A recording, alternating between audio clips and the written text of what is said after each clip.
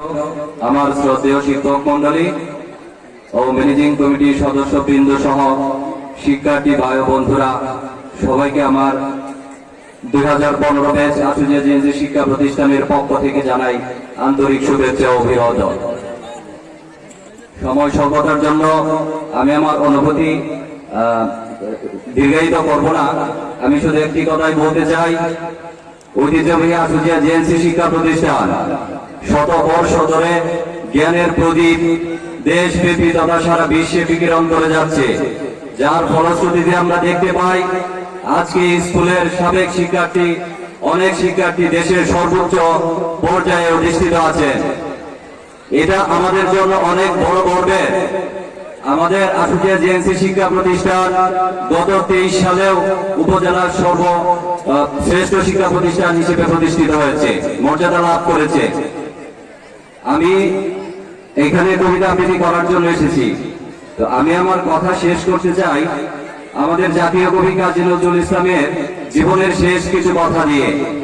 আপনারা জানেন যে দ্রোহের কবি, সাম্যের কবি, মানবতার কবি, বিদ্রোহী কবি জাতীয় কবি কাজী নজরুল ইসলাম 1943 সালে দুরারোগ্য ব্যাধিতে আক্রান্ত হয়ে চিরদিনের জন্য বাকরুদ্ধ হয়ে যায়, কিন্তু উনি শেষ নিঃশ্বাস ত্যাগ করেন 1976 সালে।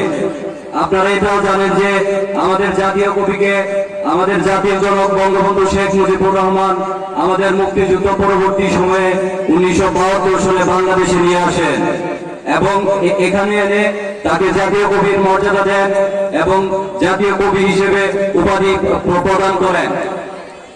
তারপরে দীর্ঘ 6 বছর জাতীয় কবি বাংলাদেশে অবস্থান করেন এবং 76 সনে তিনি ইন্তেকাল করেন। সেই জাতীয় কবি উনি শেষ 1941 সনের 6 মার্চ বাংলাদেশে মুসলিম ইনস্টিটিউটে একটি অনুষ্ঠানের সভাপতি হিসেবে একটি বক্তব্য রাখেন, যেটি একটি কালজয়ী বক্তব্য হিসেবে আমরা এখন ধরা হয়, সংকলন করা হয়। সেই বক্তব্যটি সাম্যবাদ, জাতীয়তাবাদ, এমনকি কাজী নজরুল ইসলামের জীবনের সারা জীবনের পূর্ণতা অপূর্ণতা সকল কিছুই সেই বক্তব্যের মধ্যে উনি তুলে ধরেছিলেন। এরপরে কোনোদিন আর কোনো বক্তব্য উনি দিতে পারেন নাই। সেই বক্তব্যটি এখন সংকলন হয়েছে যদি আর বাঁশি না বাজে সেই কাব্যগ্রন্থে। আমি আপনাদের সেই বক্তব্যের একটি খণ্ডিত অংশে আপনাদের শোনাব। বন্ধুগণ, আপনারা যে সওগাত আজ হাতে বলে দিলেন, আমি তা মাথায় তুলে দিল। আমার সকল তরু মন প্রাণ আজ বীণার মতো বেজে উঠেছে। তাতে শুধু একটি মাত্র সুর ধ্বনিত হয়ে উঠে, আমি ধন্য হলুম, আমি ধন্য হলুম।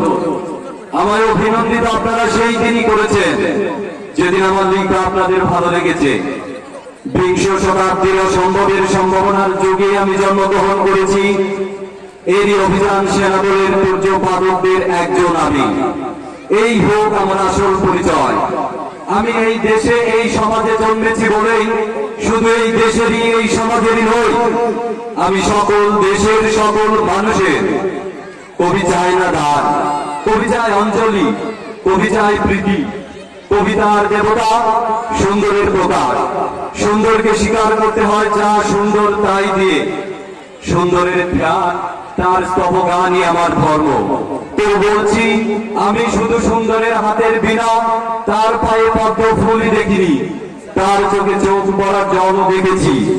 শ্মশানের পথে, গোরস্থানের পথে তাকে ক্ষুধা জীর্ণ মূর্তিতে ব্যথিত পায়ে চলে যেতে দেখেছি। বদ্ধভূমিতে তাকে দেখেছি, কারাগারের অন্ধকার কূপে তাকে দেখেছি, ফাঁসির মঞ্চে তাকে দেখেছি। আমাকে বিদ্রোহী বলে খামোখা লোকের মনে ভয় ধরিয়ে দিয়েছেন কেউ কেউ। এই নিরীহ যাত্রাকে আচরে কামড়ে তেড়ে নিয়ে বেড়াবার ইচ্ছা আমার কোনোদিনই নেই।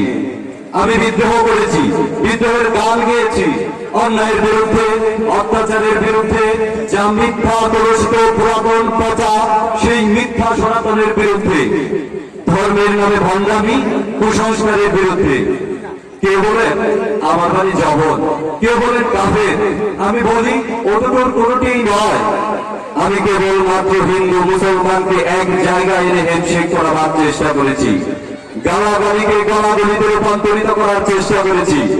সে হাতে হাত মেলানো যদি হাতাহাতির যে অশোভনীয় মনে হয়, তাহলে তার আপনি আলাদা হয়ে যাবে। আমার গাছ ছাড়ার বাঁধন কাটতে তাদের কোনো ব্রেক দিতে হবে না, কেননা একজনের হাতে আছে লাঠি, আরেকজনের আস্তিরে আছে ছুরি।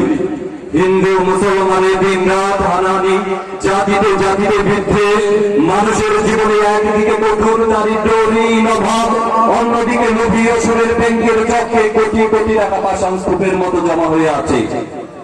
এই অসাম্য ভেদকে দূর করতেই আমি এসেছিলাম। আমার কাব্যে সঙ্গীতে অভেদ সুন্দর সাম্যকে প্রতিষ্ঠা করেছিলাম। আমি যশ চাই না, খ্যাতি চাই না, প্রতিষ্ঠা